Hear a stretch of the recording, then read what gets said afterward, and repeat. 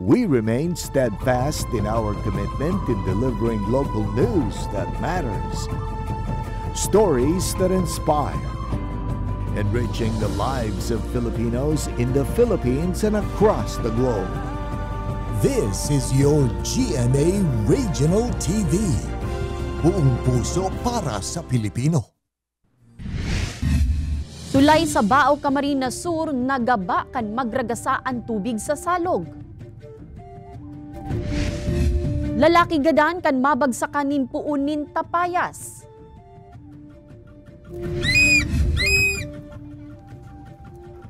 Asin, Philippine Eagle na rescue sa Labo, Camarines Norte.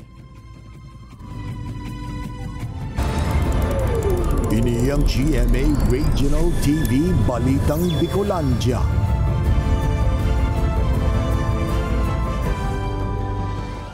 Diyos marhay na hapon mga kapuso, uninaan Balitang Bicolandia. Hatud miyan pinakadarakula asin pinakabagong mga bareta sa Kabikolan. Kami ang tropa nin katotohanan, mahatod din mga baretang mayong pikikilingan, mayo nin pigpoprotehiran. Live halik digdi sa GMA Complex sa Naga City. Ako po si Kate Dolovieres. Naraot kan nagraragasang tubig sa salog ang sarong tulay, nagibusa na sa kawayan asin poste nin kuryente sa Bula, Camarines Sur. Pagkaraot kan tulay, problema para sa mga residente sa lugar. Ang detalye sa report ni Chris Novello. Porson kan tulay na naraot 2 taon na. Bulanin Mayo ngunyan na taon kan enot na maibareta kan GMA Regional TV Balitang Bicolandia, anhalay nang inaagrangay kan mga residente sa barangay Iyagan sa Banwaaning Bao, Camarines Sur. Makaliis kaya na maraot ang porson kan spillway kan taong 2022, nagibo ning tulay nagibo sa kawayan na sinposte ning kuryente ang mga residente sa lugar, nganay makabaliw pa siring sa Ocampo, Bao, vice versa. Alagad, anhalay nang kinakahadit kan mga residente. Nangyari na. Ini makalis ang DIY na tulay sa lugar dagos ng nagaba kan magragasa ang tubig sa salog, tarakan mga paguran huli sa habagat. Ang resulta dai makabalyo ang mga lunadan asin buwis buhay ang pagbalyo kan mga residente sa naraot na tulay. Hindi resulta, alang giriba na bagay ang tulay. Delikado. Lalo pang nagbagsak, di dalang agiyan. Magluya-luya ka dyan, mahuros ka pababa. Abala pang maray. Lalo na pong niya na matag-uran ng permi. Permi na pong ang handal po, yaong po. Huli kay inihurot kan Barangay Council na mabugtakaning parametras ng alternatibong tulay na maagihan kan mga residente urog ng unyan na nagraranina ang kralasihan. Yan po pag-andamanan mi po kung paano po yan na masolusyonan, matanan ng importansyang dahil masakitan mga estudyante, maski po bakong konkretong bridge, temporary lang po muna. Nakaabot naman sa LGU ang nangyari sa Barangay Iyagan. Dahil na nagampang sa kamera ang Municipal Engineer kan Banwa at Alagad, sinabi kay ini nahihinguan nindang mailaog sa annual investment plan para sa masunod na taon ang pagpapakonstruhir kan tulay sa nasabing lugar. Kay Banan si Jovel Obiso, Chris Novello, Balitang Bicolandia.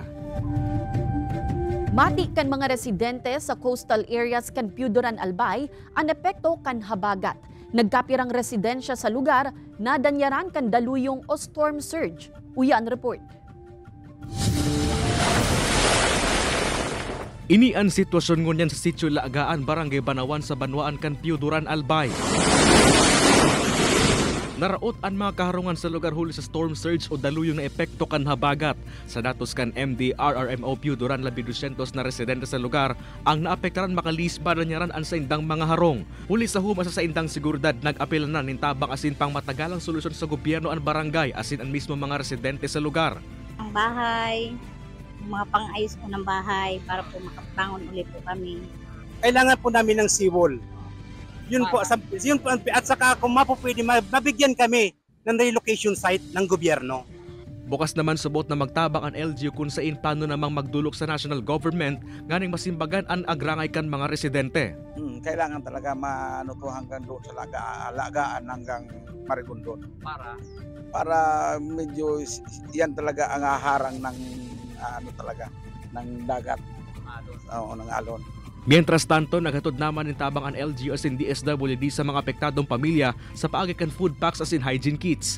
Sa ngunyan para mientras na nagtitinir sa barangay hall ang pirang apektadong pamilya. Ini si Chris Novello, Balitang Bicolandia.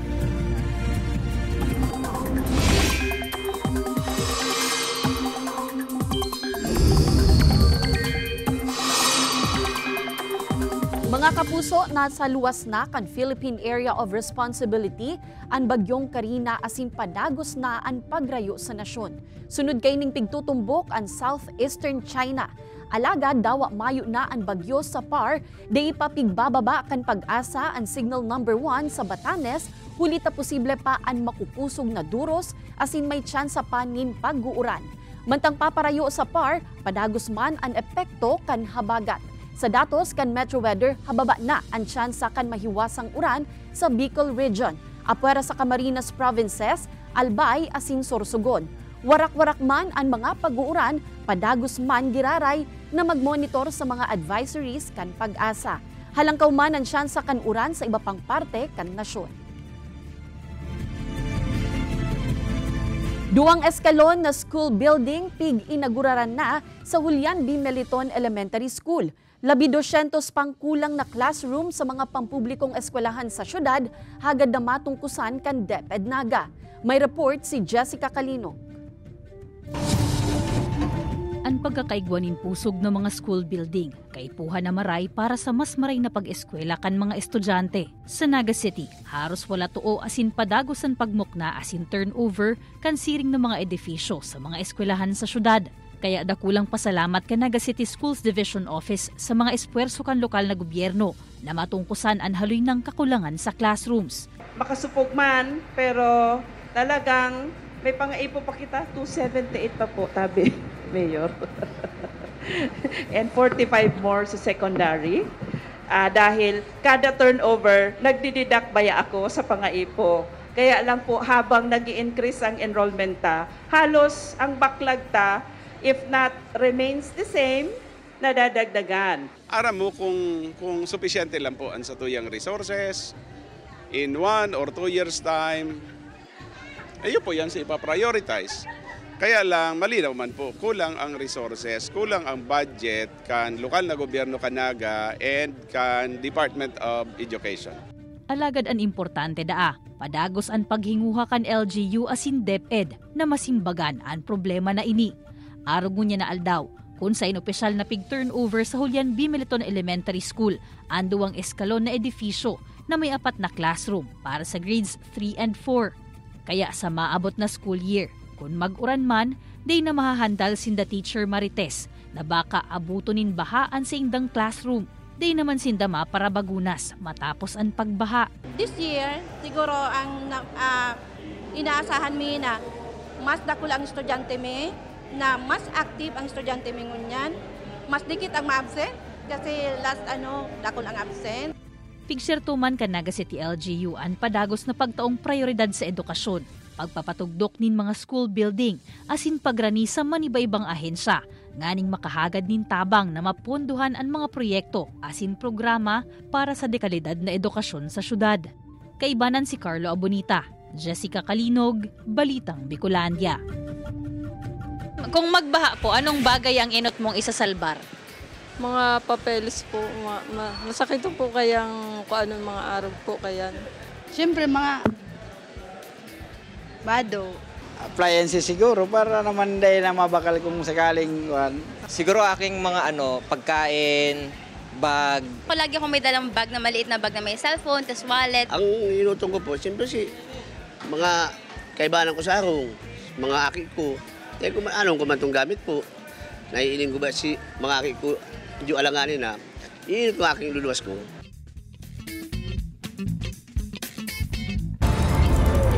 Ini ang GMA Regional TV Balitang Bicolandia. Ini ang GMA Regional TV Balitang Bicolandia.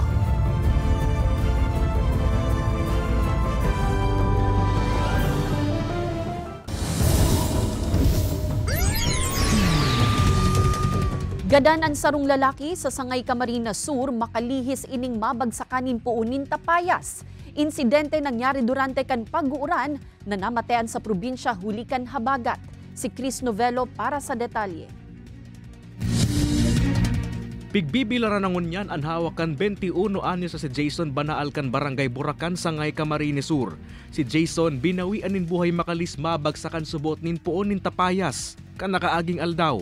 Sigun sa kapulisan, maura na sin maduros kan aldaw na nagbagsakan po nin tapayas sa mismong kusina kung saan naghuhugas nin plato ang biktima. Accidentally, nabagsakan siya ng 3 peraso ng papaya tree, yung malalaki. And then, sa may, ang pagkabagsak nung sa may bandang leeg niya, and then after mabagsakan yung leeg niya, tuminama pa daw yung mukha niya duman sa may bato. Naidara pa kuta na sa Tigaon Infirmary ang biktima alagad, pigdeklara na ining dead on arrival. Basado sa resulta kan autopsy sa bangkay, nagkaiguan ning fracture sa luong kan biktima asin may nabilog na dugo sa payo kaini. Daiman maako kan tugang kaini ang sinapo kan sa iyang kuya na nagpulisa na makaliis bawian nin buhay an sa indang ina kan Domingo. Dahil ko man po inaasahan naro kita makusugan ko kang oras na ito so paros. Kala ko ngayon naghuhugas lang. Ito palan, naipit na po yung payo niya kang tapayas.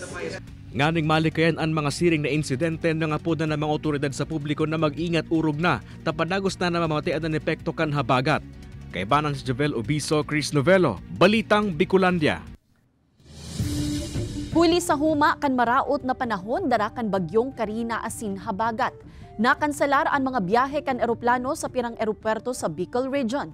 Sa Bicol International Airport, nakanselar ang tulong flights kan Cebu Pacific na rutang Manila-Daraga vice versa. Mayo manintala ang manihamiento kan BIA kung piraan na apektaran ng mga pasahero, alagad pigsyerto kaini na mayong stranded sa eropuerto huli kan amay na abiso gikan sa inbueltong airline. Sa Naga Airport, 156 na mga pasahero ang dain nakaabot, as in 146 man ang dain nakahali, makalihis na kanselaron kan Cebu Pacific and morning as in afternoon flights. Mayo manin stranded passengers sa eropuerto. Nagahalat pa manin abiso hali sa airlines sa kung ano ang magiging disposisyon kan flights sa mga masunod na aldaw.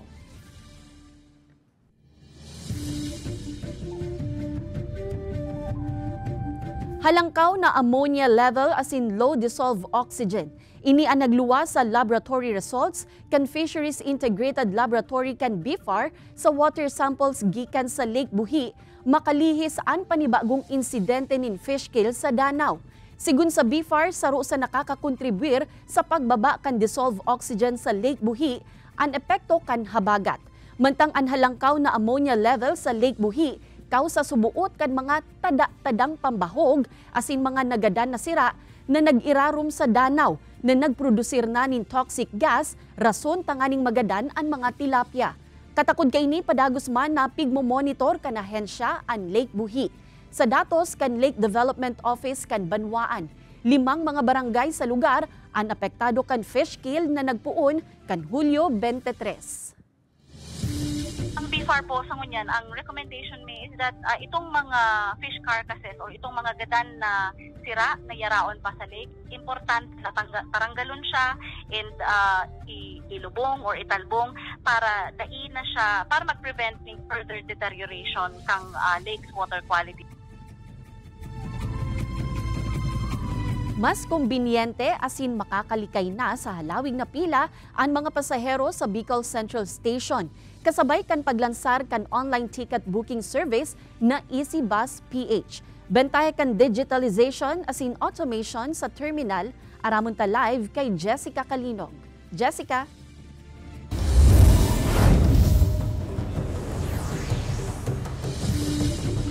Kasud mga ni Kate, piglansar na kan manhamiento kan Bicol Central Station asin kan sa indang partner private company ang kiosk na ini kung saan pwedeng mag-book o pwede nang mag-book ng reservation sa 4 na bus companies na biyaheng Naga Manila. Tuyong peak season, urog na sa panahon kan Peña Francia Fiesta. An porsyo na ini kan Bicol Central Station na biyaheng Metro Manila. Haros papano nin mga pasahero. Kadaklan, mga nagbabaka sakali na makakuapang tukawan sa manibaybang bus company. Kaya nganing mainaan asin maibitara na lugod ini. Pigmaot kan manhamiento kan terminal na ibalik ang booking kiosk na enot ng pinunan kan 2018. Alagad na pundo kan pandemic, Android-based asin upgraded version naman ini. Naghahanap ng bakante. Di ba? Nasaro-saro pa sinda sa mga bus companies. May bakante po kamo. Then pag Mayo, malipat naman sa Balyo. Doon pa lang po sa ano yan, sa kiosk, may hiling mo na po kung anong mga bakante. anong oras, mapili ka sana, kung may bakante pa itong oras mong napili. And then, kumpira na lang ang seat available, mamamonitor mo po duman. Biyaheng Metro Manila pasanaan available digdi na pigo-opresir kan apat na bus companies. Pakapili nin destinasyon asin aldaw kan biyahe, maluwas na ang mga available na oras. Nakasurat naman kung guranoan pamasahe. Kung nakapili na nin seat number, hahagadon ang contact number asin pangaran. Siring man kung ma-avail nin discount. Pwedeng cash o online an payment. Kung may nilaag na discount, mapahiling sa naman in ID pagsakay. Kasabay kan ticket na pig-generate sa kiosk. Tapos nag-observe na din po kami. Sa ngunyan po, tigi-improve mi pa po sa setup niya. Makabit po kami kay router para mas ma-ensure na ayos ang internet connection. May CCTV na din po kami para na-monitor mi din po kung may problema. Sarupang option para makaiwas sa pila sa mga ticketing office. Iyuan pag-access sa website kan Bicol Central Station para makabook nin reservation sa mapipiling aldaw kan biyahe.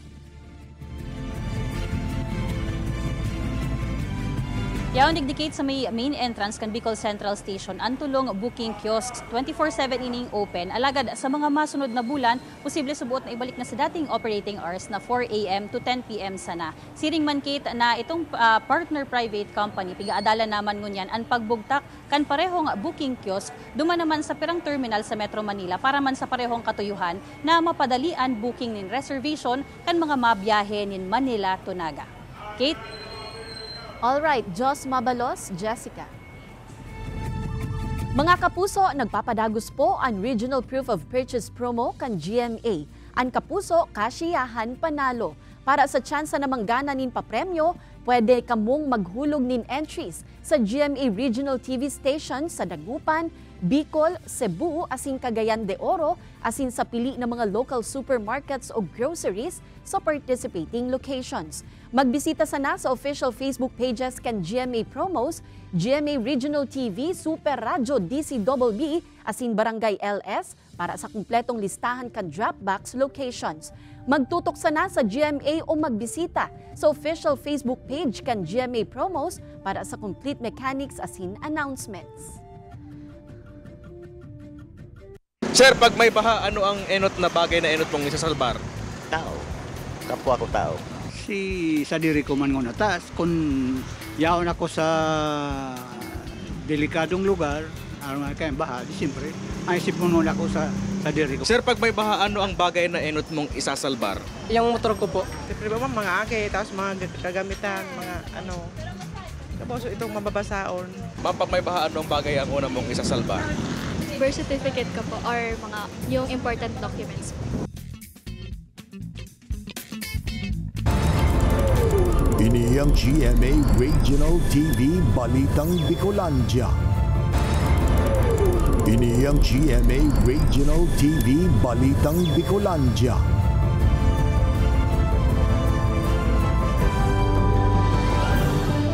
Mga paratinda na mayo nin sa diring pwesto, pigtugutan na makalatag kan sa indang mga paninda sa sarong porsyon kan Naga City People's Mall alagad sa limitadong oras sana. Kung taano, aramunta sa report ni Jessica Kalinog.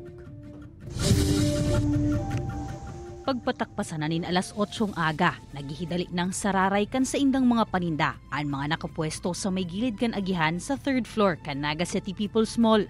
Ang mga naglatag man sa may patio area, pigtatahuban na sanaan mga paninda. First week kan Hulyo kan puunan ining ipautob kan Mepo Security Unit sa mga pigaapod na squatter o paratsendang mayo nin sa diring pwesto sa merkado. Alas 8 nin aga hasta alas 3 nin hapon, sarado ang porsyon na inikan merkado, tanganing makabuelo naman pagtindaan mga stallholder o itong may pigrerentahang pwesto. Dawa limitadong oras, ayos naman subuot para sa mga apektadong paratsenda. Mas convenient po. Araw ka nag-uura, nahakutan pa naman sa papatago pa po niyo. So mababa sa mga panindami. Ini, ano lang oras ang barakalan baga. May oras lang siya. Mas mabinta sa squatter. Saro ini sa mga interbensyon kan manhamiento kan NCPM, nganing mainaanaan mga ambulant vendor sa palibot kan merkado. Aral daw po ang samuyang ang pagpagirumdom, ang pagtao po ning warning na ito pong oras kang pagtinda and then itong tama pong lugar na dapat pagtindahan. Aral daw po yan, katuwang may po ang ang mga section sa pag-announce. Nganing day na nahahandal na si taron asin kumpis karanin paninda. Pigyan kami naraan mga flyby na paratsyenda na maglipat na sana sa third floor na may syertong pwesto, katampad ka nasa 10 o 20 pesos na plasada. Kaibanan si Carlo Abunita, Jessica Kalinog, Balitang Bicolandia. Sarong kasulo ang nagbungkaras pasado alas 12 nin udto kasubago sa Barangay Igualdad, Naga City. Sigun sa saro sa nakaistar sa residensya, binukasan kay ni ang breaker sa harong asin makalihis ang pirang minuto. May asunang nagahali sa sarong kwarto kan residensya. Tulos man na nagtarabang ang mga residente sa lugar tanganing mabukasan ang kwarto asin dai na maglakop ang kalayo. Pigtutubudan na ang nawalat na nakasaksak na aircon na nag-short circuit ang pigpunan kan kasulo. May uman nakulugan sa insidente asin pasado alas 12:30 kan ideklarar ining fire out kan BFP. Nagpapadagos man ang investigasyon kan Naga City Central Fire Station tanganing makumpirmar ang kausa kan kasulo asin madeterminaran ang danyos na winalat kan insidente. Pagbukas ko pong breaker, iyo pa lang nakasaksak po si saksakan kang aircon. Ayun na po to. Pag may nagralaga doon sa taas. Ayun na pa lang po tong nasulo. Kabanga ma lang po ang damage. Pero si mga papeles doon, hindi ko lang arba, nagkasurulo man po sa gilid. Kampanya kontra iligal na droga kan PNP sa Naga City mas pinapahigot. Kapulisan pigbabantayan man ang posibilidad na sa ibang barangay na gibuhon na ang mga transaksyon sa iligal na droga na dating ginigibo sa Barangay Peña Francia, partikular na sa Sitio Sagrada Familia. Huli kan presensya kan kapulisan sa lugar. May report si Jessica Kalinog.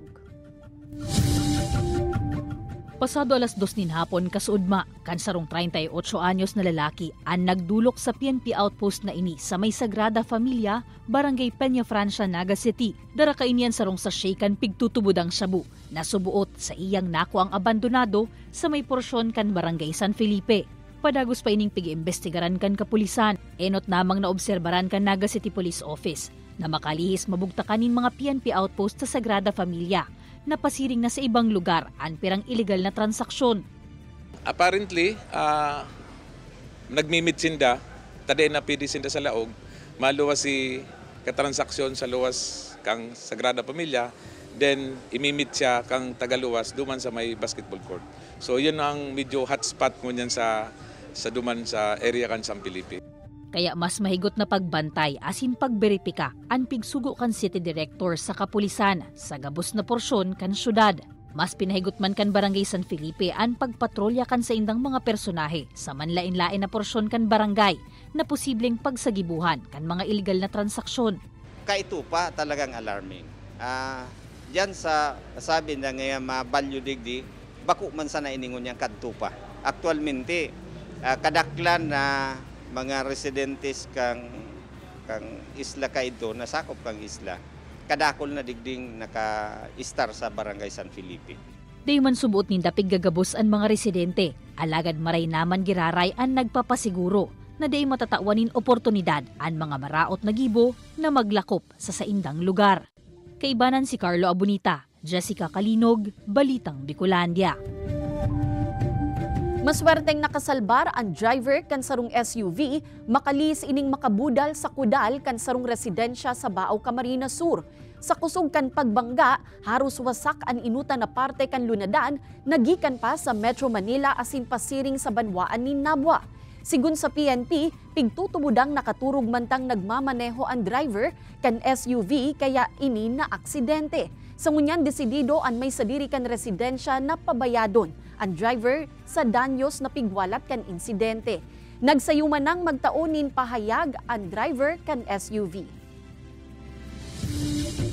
No pain, no gain. Pero pag may pain, sa magaraw syempre ang diretsyo na bistado sa One Town One product, ninda na hilot. Katakod kayan ang LGU may vision sa otop kan banwaan. Kung ano yan, aramunta sa report ni Chris Novello. Nagdayo pa sa Magaraw, Camarines Sur si Eddie Labios kan Naga City para magpahilot. Makukulog subutan sa iyang kaso-kaso na nakakaapekto na subot sa iyang everyday routine. Medyo makulog ining sigo ko sarong bulan na. Sarong bulan ng dae nakaka-push up, then pag inarog kayo, makulog, pero ngunyan, medyo okay na. Sarosa na si Eddie sa nag-aprobitsar sa libreng masahe kan Hilot Association sa Banwaan. Ang Hilot ang pigo-orgulyong one town, one product kan Banwaan kung sain, asa sa ngunyan, nagtitinir pa ining buhay. Sa katunayan, magin ang mga hovenes sa Banwaan ang nainganyo naman dan ang hilot na may secret ingredient subuot. Kasi pang hilot may igdi, ano po yung traditional, kung anong may makulog ka, may lapo ka. Nararahay mi po yan, pero bako sa naman na hilot, siguro magkaiba yan prayers, saka paniwala po. Ikinawman kan grupo ang promesang pagpapauswag pa kan konseptong otop na naon ng bitan ni Presidente Bongbong Marcos sa iyang State of the Nation address. Kung kaya target man kan grupo as in LGU na maging hilot capital of the Philippines ang Magaraw. Apera sa hilot plano man kan grupo na magkaigwaning sa diring ointment na gagamiton kan mga parahilot na gibo mismo sa Banwaan. Kay banan si Jovel Obiso, Chris Novelo, Balitang Bicolandia. Nagpuna ang lokal na gobyerno kan Mercedes Camarines Norte na ipautob ang no segregation, no collection policy sa mga basurang natitipon sa mga barangay. Ini makalis ipasairarom sa orientation as in seminar ang barangay officials dapit sa Solid Waste Management Act sa tabang kan Environmental Management Bureau kan Penro Camarines Norte. Obheto kan aktibidad na itauna sa mga opisyales kan barangay ang responsibilidad para masyerto ang kalinigan sa saindang lugar. Apera sa no segregation, no collection policy, target man na implementar ang ordinansang mapangalad sa single-use plastic tanganing makontrol na ang pagdakol kan basura sa Banwaan. Kailangan yung barangay nila magkaroon ng solid waste management plan na rin para matugunan natin yung problema sa basura. Dahil yung ating dam site pinasarado na nga ng DNR.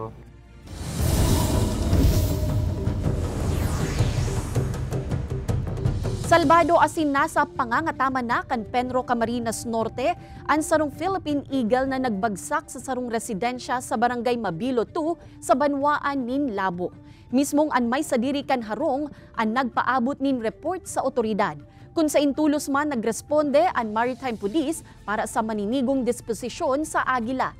Nakatalaan darahon sa Albay Park and Wildlife ang Agila para sa rehabilitasyon, makalis man na masyertong mabaskog asin nasa marhay na kondisyon ini.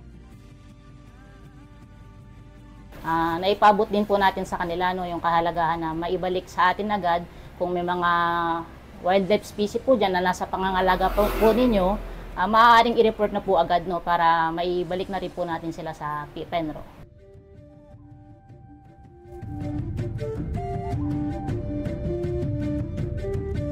Madadalan ang episode na ini asin iba pang pinakahuring lokal na bareta sa official website kan GMA Regional TV, www.gmaregionaltv.com.